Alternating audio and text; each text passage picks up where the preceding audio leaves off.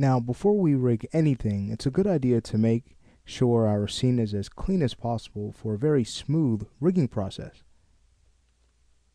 So we have this really neat asset that you have built and textured with Justin. So now it's time to start thinking about how this airship will fly around in our environment. Our rig will consist of a main control to drive the entire ship, but then we'll want secondary controls for our engines, for the gun underneath, and any other objects we'll want to have animated. Now, before we get into that step, we'll first, again, clean up our scene. We'll also make sure we're getting the best performance possible. Let's go ahead and start with that. Currently, we're under Viewport 2.0, which gives us an amazing display. However, it is very intensive. So what we'll do is head over to the Render menu in our viewport and switch over to the default quality renderer. Great, so we should start to notice a difference now. So we navigate. And I'll also press the 5 key to go into shaded mode. Alright, much better.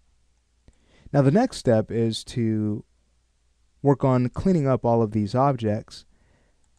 And then what I like to do is just head over to the show menu and show all objects. That way, once we're done deleting history and freezing our transforms, we can then go in and remove any objects we don't need to optimize the scene. Let's head over to Window, Outliner. This will give us an idea of all of the objects we'd like to keep and clean and all of the objects we may want to remove. So at this point, what I'll do is start with the hose. So right now, its transforms are ideal. If we wanted to get back to this exact spot that we've built the hose in, it's just a matter of zeroing all of these values out, which they currently are zeroed, so we're good to go here. So the next step is to look for any extra nodes that we'll want to optimize. You can see that it has an extrude node, and that was used to create this mesh. However, once we are set on the shape and we know that we will no longer need to use this node, let's go ahead and clean it up by heading over to Edit, Delete by Type History with the object selected, and you'll see that that will remove that extra node that does nothing for us but possibly causes performance issues. With one node, we wouldn't notice a difference at all. However, as those start to pile up, then that's when it becomes an issue.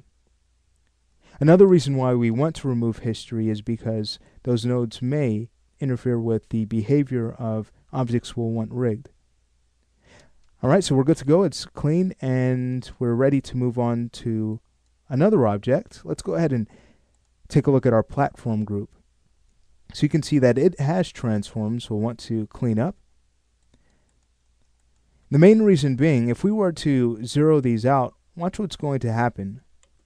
It's going to shift the platform. However, we'll want to keep it in the spot that it was imported in, the spot that we've built it in.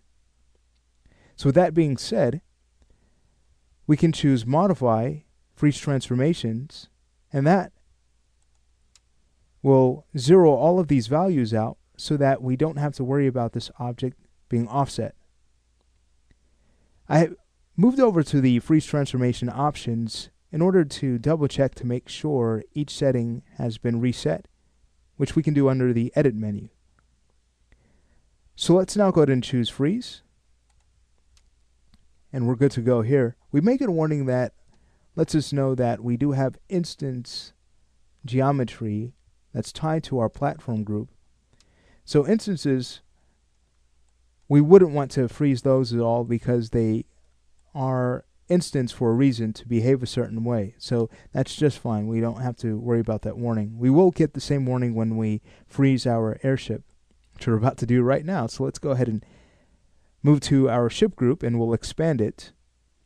And what we'll do is grab all of the objects underneath our ship group except for our 3D texture node. We don't want that to be frozen at all. Otherwise, the cool graphic we added in the front of our ship will shift.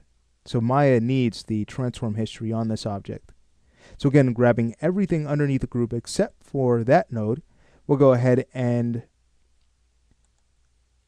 first delete history, and then we can go in and freeze our transformations. And there's that same warning about freezing instances. Okay.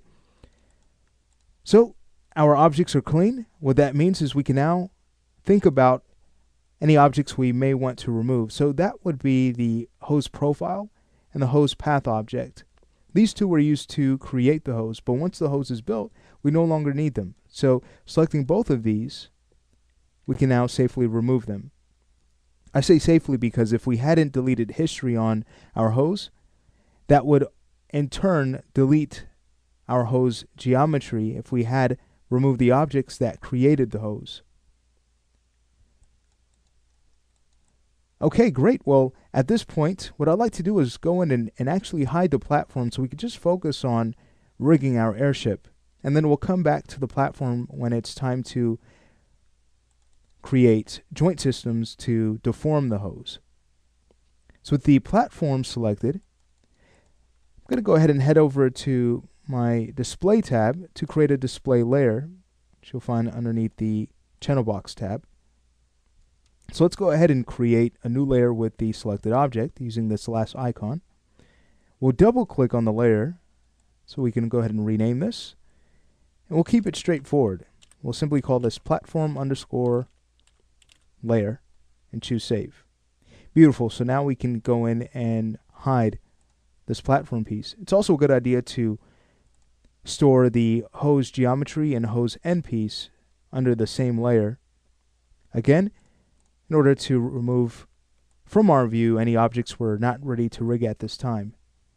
So selecting again both pieces, we can go ahead and store them, and it's also a good idea taking a look at the hose end piece to go ahead and freeze it.